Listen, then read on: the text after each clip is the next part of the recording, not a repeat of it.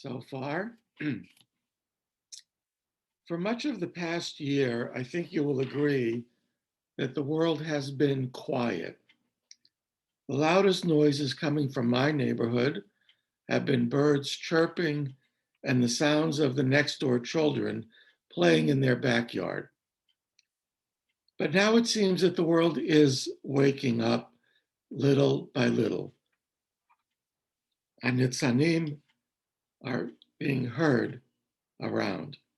The school buses are coming down my street every morning and every afternoon, stopping to pick up or drop off children right at the bottom of my driveway, a place which has been a popular bus stop ever since my children were little.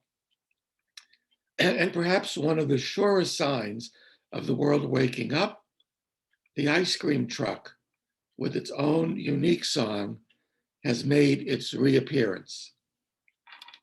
But here is the question that enters my mind this Shabbat. As the world, at least the small world around me, and probably you too, is stretching its arms and beginning to wake, my question is, what are we waking up to? What world are we returning to inch by inch?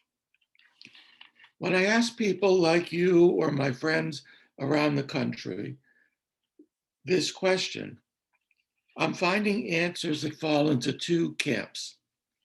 Camp number one says, things at some point will be just as they were before, the normal we used to have.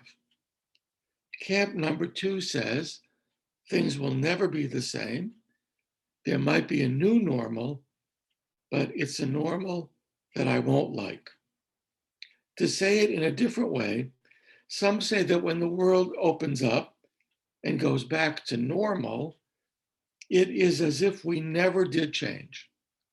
And some say that all there is now is change, that change is the new normal. I'm not sure which is better. I think it's both. On the one hand, I don't think the needs we have as people over the course of history have changed all that much. We need safety and community. We need prosperity. We need purpose and meaning. We need connection. The tools that we use, the technology that we harness to meet our needs might be what changes. The automobile replaced the horse and buggy because it met the need to move and transport goods and people more quickly. The discoveries that have led to the rise of modern medicine, especially this year, allow us to live longer and healthier. So cell phone enable communication across the globe. Before and after, we still needed to connect. Before and after modern medicine, we still wanted to live. Before and after the computer, we still wanted to hear and be heard. Our needs don't change, but our means do. The world is waking up. In modern parlance, this waking up could be seen as our disruptive moment, perhaps the only chance that we'll have in our lifetime to reflect on how we live our lives and how our lives shape our world and each other. What we decide to do and how we decide to live in these next few months will shape the world for the next many years. Which is why I find so much energy from our tradition in these disruptive moments. It's very powerful to me that our most ancient text, the Torah, knows the immortal questions that live within each of us and tries to answer these questions in many different ways. Shabbat, for example, centered in the middle of this week's Parsha, the Parsha that reviews the calendar of the Jewish year. Shabbat, the idea that each of us needs rest, to reset, to re-soul, and to take a look at our lives and let the world for just a moment every week meet our very real human need for meaning and connection. We all know, having lived through this year, that without Shabbat, every day felt like every other. As Heschel taught in a different generation, without Shabbat, we run the risk of becoming defined by our work instead of the other way around. Shabbat is the gift from God that makes us human. In the Torah, there are 3 words associated with this mitzvah of Shabbat. The first was found in Exodus, when we were commanded, Zachor et Yom HaShabbat lekodsho. Remember Shabbat and keep it holy. And that is in remembrance of creation.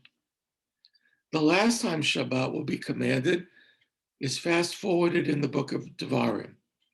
Shamor et Yom HaShabbat, guard the Sabbath, as a historical marker of Yetziat Mitzrayim, of the Exodus from Egypt.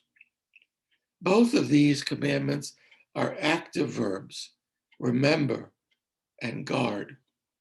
The idea being that God, who created the first Shabbat, asks that we become a caretaker of this precious gift given to us for safekeeping.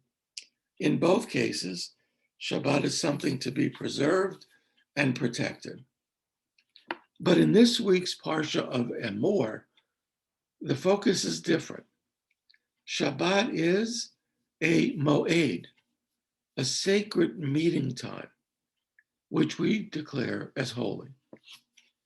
In other words, in Leviticus, the energy is not about remembering or guarding, but a declaration of Shabbat. It is a moed Adonai. Shabbat in Leviticus is not something that comes from out there, but from within each of us. It is something we create, we declare. Rest is not something to be discovered, it is something creative. That, I think, is a radical thesis in the book of Vayikra. Our lives are ours to fashion. If we want to live a holy life, a life of meaning and connection, then we must create a holy rhythm in life, including rest, and especially now. As the world is waking up, what is the world to which we will awake? I think the answer is the one that we decide to create.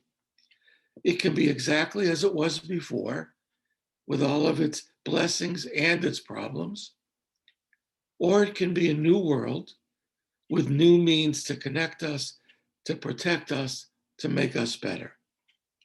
If the Torah has anything to teach us, for the new world to have any meaning, it will have to be centered around Moedei Adonai, times to celebrate and a time for Shabbat.